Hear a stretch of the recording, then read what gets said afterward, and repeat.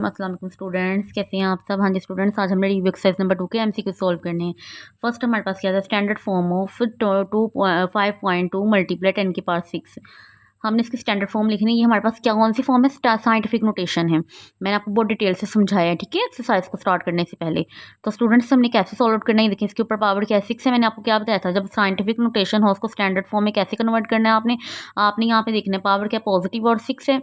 इसका मतलब है स्टूडेंट्स यहाँ पे पॉइंट को आपने 6 डिजिट आगे मूव करना है। जब आप पॉइंट को 6 डिजिट आगे मूव करेंगे तो स्टूडेंट्स यहाँ पे तो 1 डिजिट है।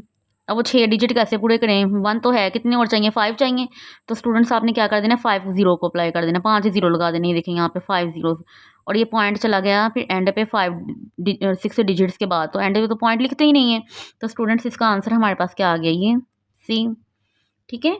नेक्स्ट देखें, इसको साइंटिफिक नोटेशन में लिखना है। तो स्टूडेंट साइंटिफिक नोटेशन में फर्स्ट इसकी क्या रूल है, फर्स्ट रूल साइंटिफिक नोटेशन में लिखना है कि वो हमारे पास फर्स्ट डिजिट के बाद पॉइंट और वो जो डिजिट है ना वो 0 से बड़ा हो, 10 से छोटा हो, मतलब 1 से स्टार्ट हो, 0 ना हो वो फर्स्ट डिजिट। यहाँ पे तो फर्स्ट डिजिट 0 है, तो ये पॉइंट कहाँ पे मूव करेंगे हम, 3 के बाद लेके जाएंगे। तो स्टूडेंट्स जब इस पॉइंट को हमने 3 के बाद लेके गए तो दरमियान में कितने डिजिट आ रहे हैं, 4 आ रहे हैं। तो आपने एक बात याद रखनी है, जब हमने point left to right move करना है, मतलब ये आपने याद रखना है, 0 पॉइंट वाला जब आ गया ना तो वो नेगेटिव पावर होगी, सारी बात है।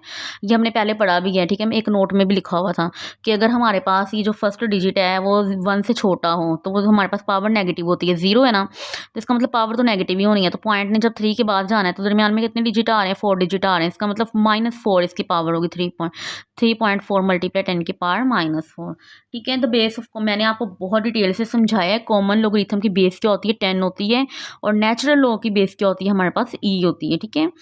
इसको सोल्व आउट करना है अब आपने स्टूडेंट्स, इसको हमने कैसे सोल्व करना है, क्या हमारे पास है log 2 का क्यूब। तो यहाँ पे देखिए ज़रा log 2, ठीक है, 2 बेस है और 2 का क्यूब है हमारे पास, ये रिजल्ट है। तो स्टूडेंट्स हमने इसको कैसे सोल्व आउट करना है, देखें ज़रा, पावर है, पावर आ जाएगी कहाँ पे, मल्टीप्लाई के फॉर्म में। अंदर क्या रह गया हमारे पास, log 2, बेस भी 2 है स्टूडेंट्स, बेस भी 2 है और रिजल्ट भी 2 है। तो हमारे पास इसका आंसर क्या आएगा, 3 1 ज़ा 3 1 आएगा ना, जब हमारे पास बेस और रिजल्ट सेम हो तो 1 आता है वो। तो स्टूडेंट्स हमारे पास इसका आंसर क्या आ गया, 3। आगे देखिए स्टूडेंट्स, log 100 की वैल्यू आपने फाइंड आउट करनी है, ठीक है।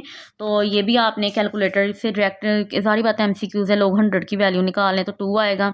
लेकिन अगर आपने कैलकुलेटर नहीं यूज़ करना तो वैसे मैं आपको बता रही हूँ, ये देखिए ज़रा, log 100 की वैल्यू निकालनी है, अगर कैलकुलेटर के बगैर निकालनी है।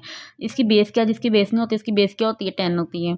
तो स्टूडेंट्स 100 को हम 10 का स्क्वायर लिख सकते हैं, और इसकी भी नीचे बेस भी 10 है, ये 2 पावर में है, ये कहाँ पे चला जाएगा, इधर साइड पे मल्टीप्लाई के फॉर्म में आ जाएगा।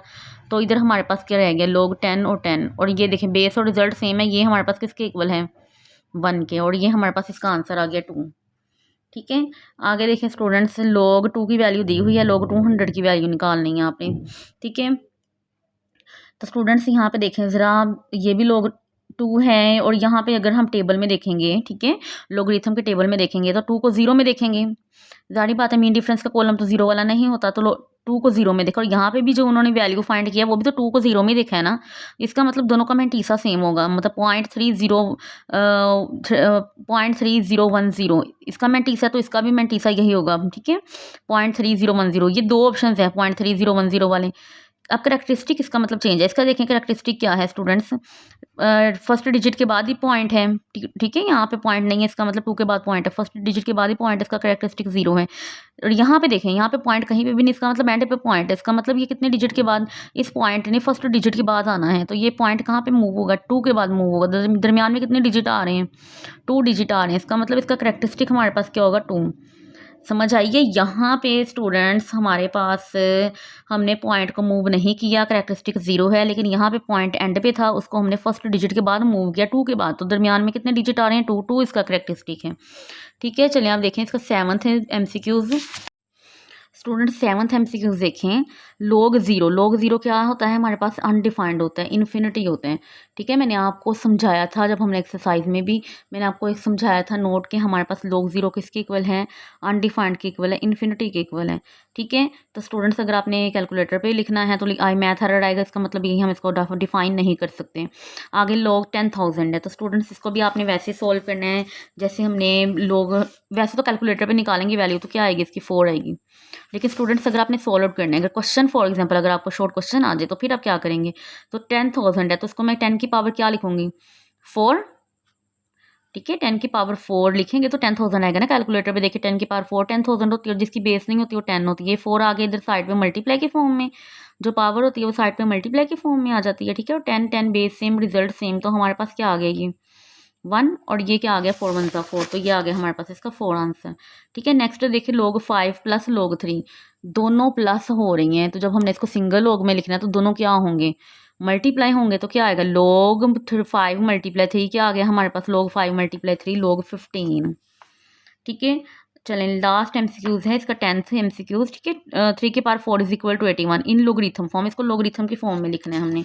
तो स्टूडेंट्स मैंने आपको बहुत इजी मेथड बताया था लोगरिथम की फॉर्म में लिखने का, वो क्या था स्टूडेंट्स की, ये बेस है ना, आपने लोग लिखना है और ये 3 को इधर साइड नीचे लिख देना बेस की फॉर्म में, इन दोनों को इंटरचेंज कर देना, 81 आ जाएगा इस साइड पे और 4 चला जाएगा उस साइड पे। ठीक है, तो हमारे पास इसका आंसर स्टूडेंट्स क्या आया है ये। चलें ठीक है, समझ आ गई है। वीडियो को लाइक करें, ठीक है, शेयर करें और चैनल को लाजमी सब्सक्राइब करें। अल्लाह हाफिज़।